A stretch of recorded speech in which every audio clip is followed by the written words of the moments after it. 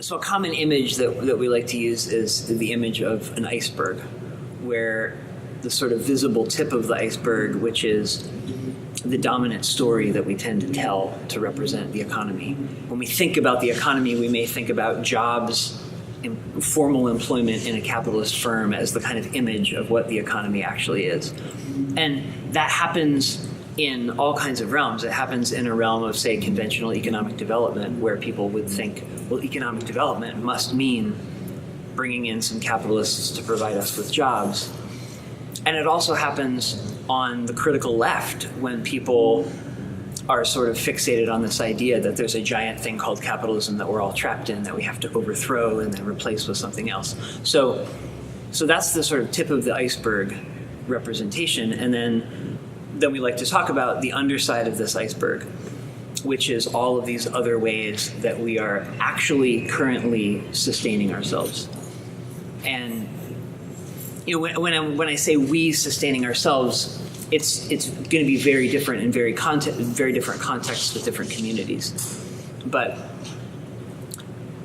in any community, in any group of humans, regardless of where we are, we can find all of these non-capitalist practices of cooperation that are in our midst. So we're talking about things ranging from very informal forms of unpaid household labor, the labor of caring, the labor of raising our children, of caring for our elders, of caring for the sick.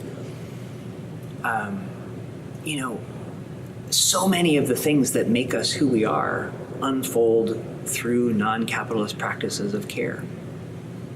I learned language through non-capitalist practices of care, right? I learned how to be socialized to interact with other human beings outside of capitalism. And so we have lots of those informal practices of mutual aid that actually are what hold communities together. Practices of gift giving and sharing, of generosity.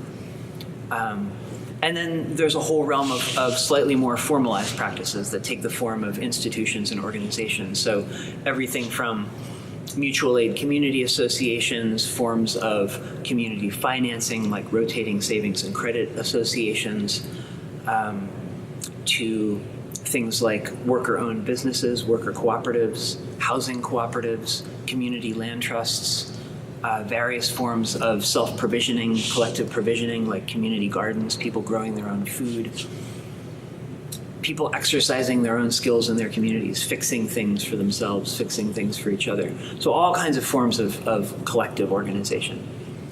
And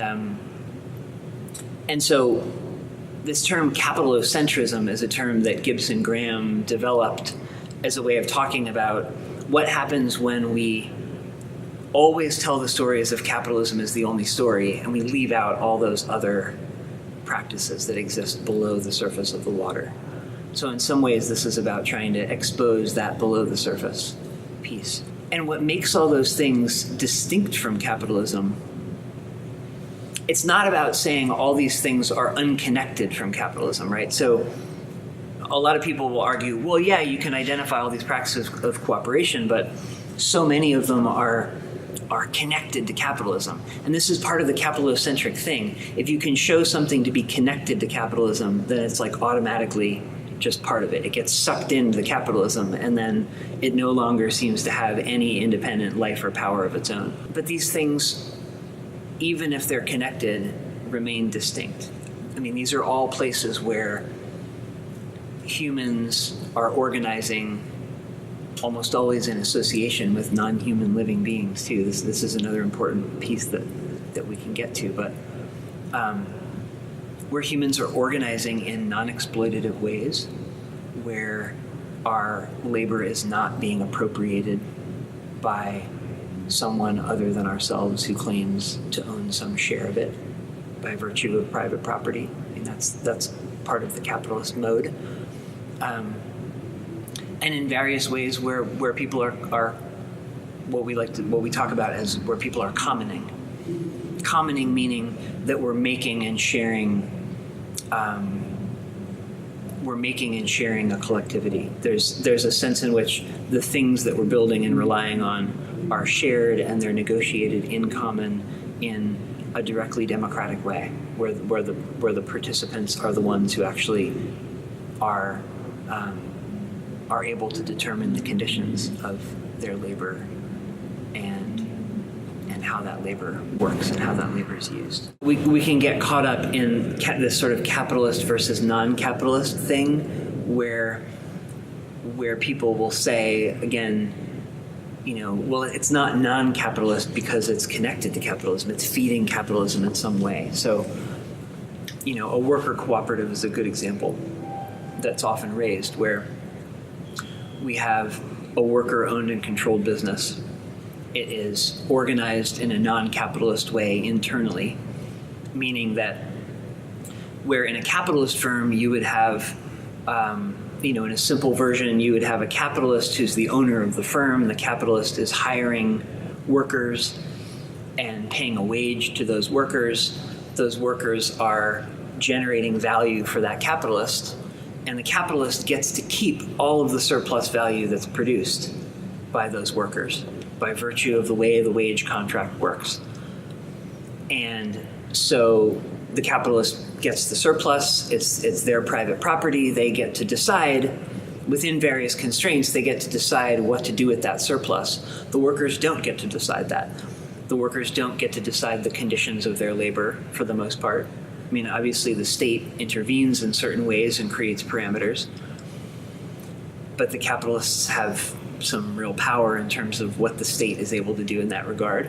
And the workers show up at the door, and what they're actually entering into is not a democracy in any way, shape, or form.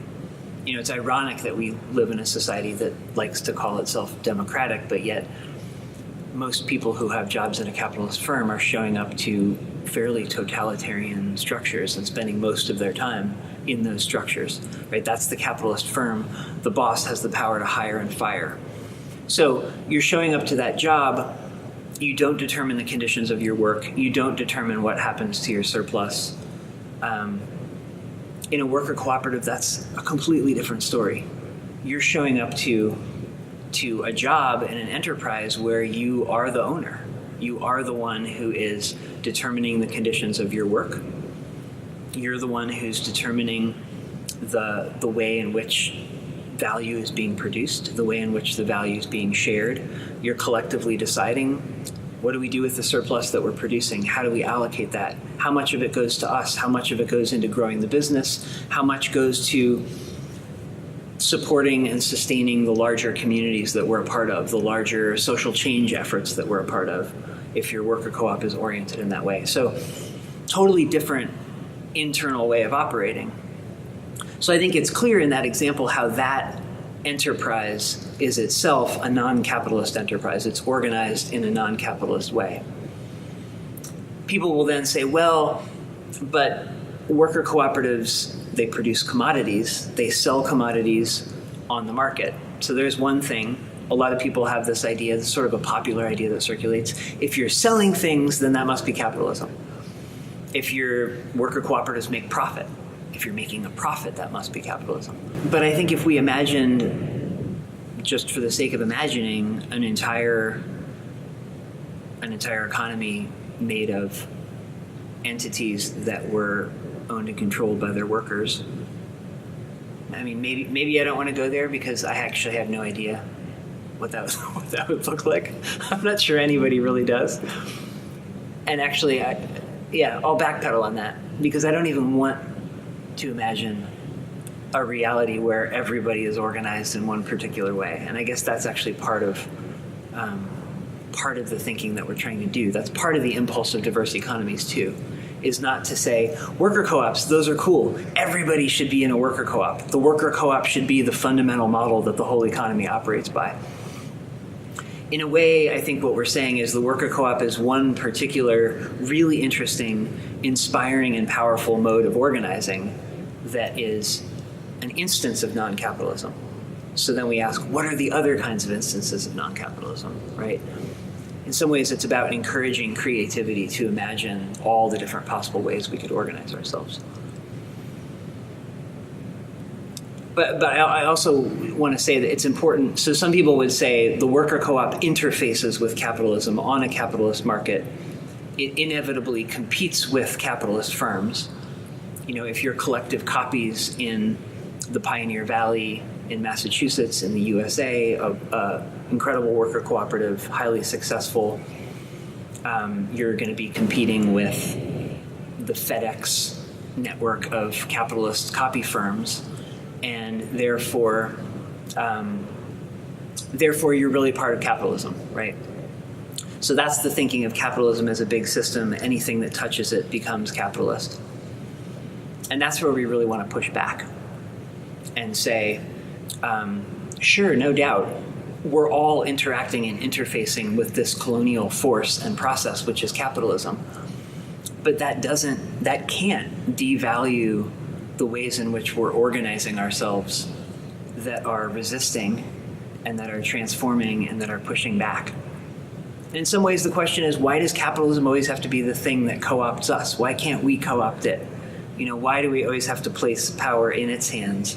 Why can't we also place power in our own hands, which is where the power also actually is?